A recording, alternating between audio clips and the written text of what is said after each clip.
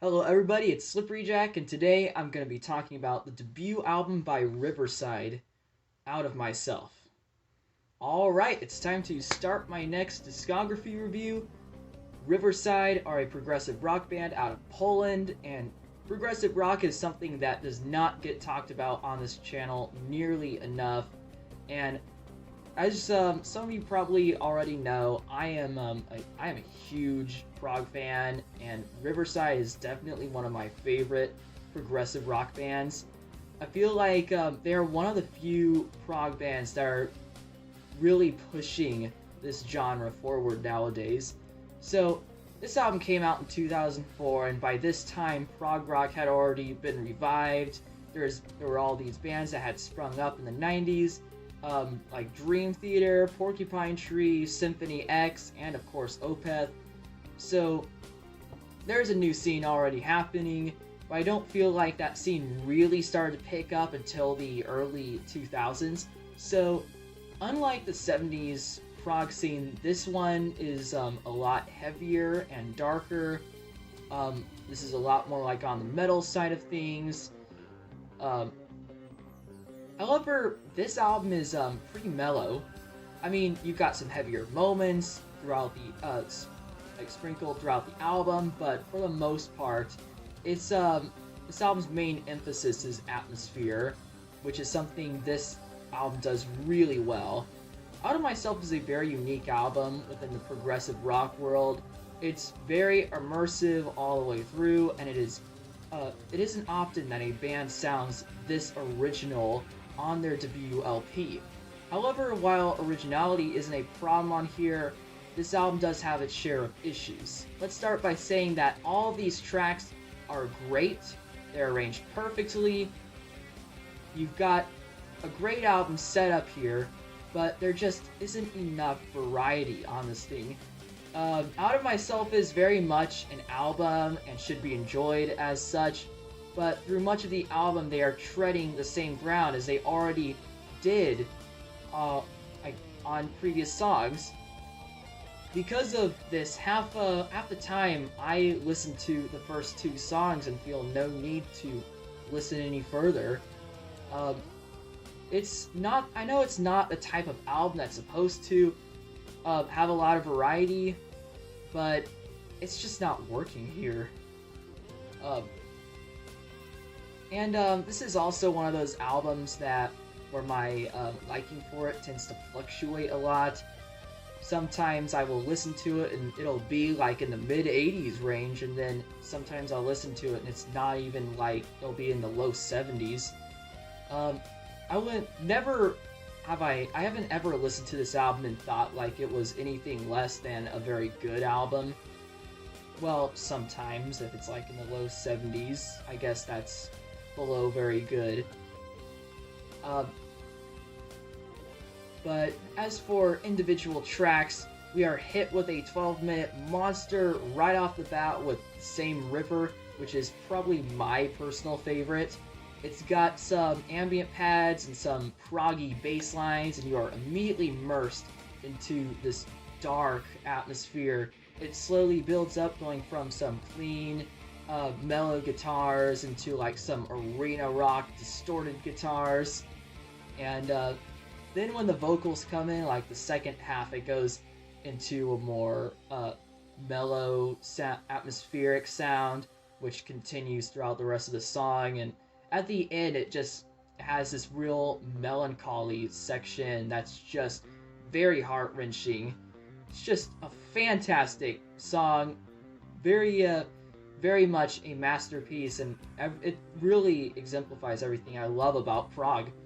And then we have my other big favorite, which is the title track. The Same River was pretty easy. Was pretty easygoing and relaxed throughout, but the title track takes us into a heavier sound. You've got some growls on this one even. This is definitely the heaviest track on the album. The bass lines are really good. It's got those big meaty guitars, and despite it being heavier, it is no less atmospheric than the rest of the album. There's just a lot of fear that you can feel in this track. It feels very very hectic, and you can really hear it in Murray Yu's Duda's voice. Um, and then we are back into the mellow territory with I Believe, which is just an acoustic track.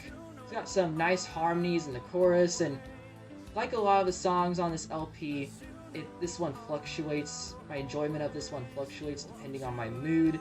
Overall, I'd say it's a pretty nice track. Reality Dream 1, though, on this album it just says Reality Dream, which is this one has been growing on me a lot. I was never a fan of this one back in the day, but like coming back to this album, this song has really grown on me. It's once again super immersive. It's got lots of quirky prog tendencies in there.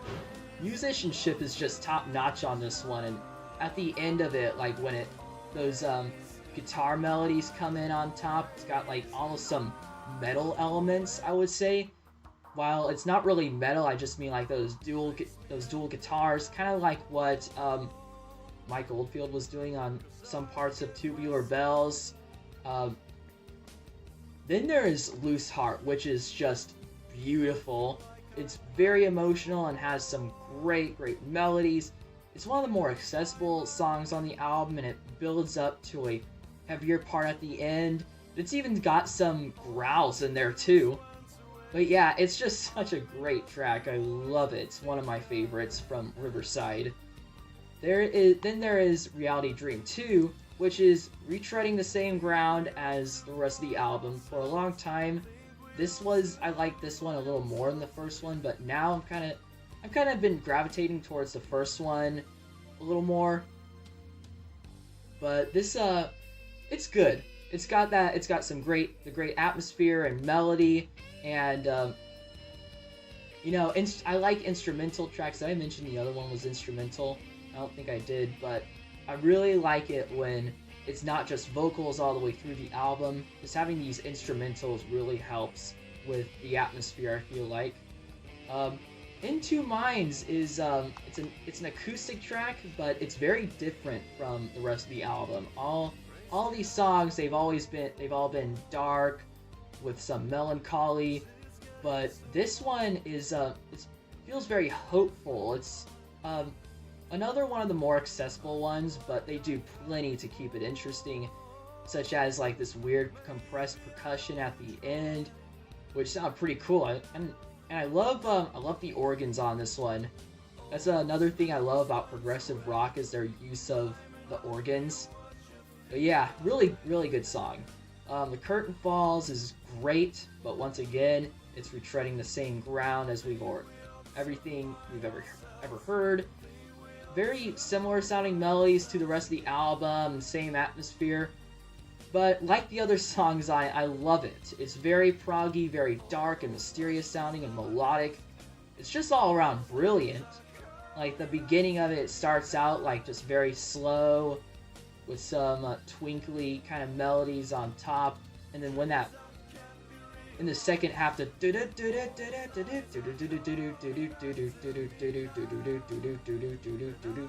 yeah, just I love that. It just really takes you somewhere. And the album ends with Okay, which is a great ending because it does not retread the same ground as the rest of the album, but it keeps the same dark and melancholy feeling as the rest of the album. It's just very mellow and atmospheric, and it's just a straight electronic song.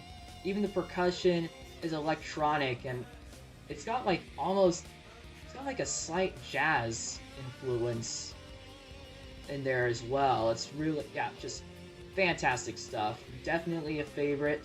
And overall, Out of Myself is not a perfect album, but it sure is beautiful and unique, that I would highly recommend giving a listen.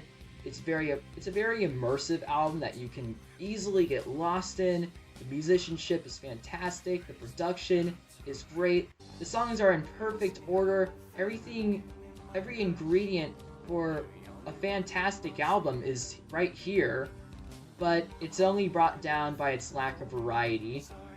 If you only make it to like the title track, then you've virtually heard everything this album has to offer. But I would still recommend giving the rest of the album a listen because there are lots of great moments throughout, and I love every song. And yeah, the rating, I'm on and off about whether this one's great or not. How about a 77 out of 100? It's a really good album. Thank you very much for watching. Like and subscribe to support the channel, and tell me what are your thoughts on this album. Did you like it? Did you not like it? Why? And I will see you all in the next one. Bye.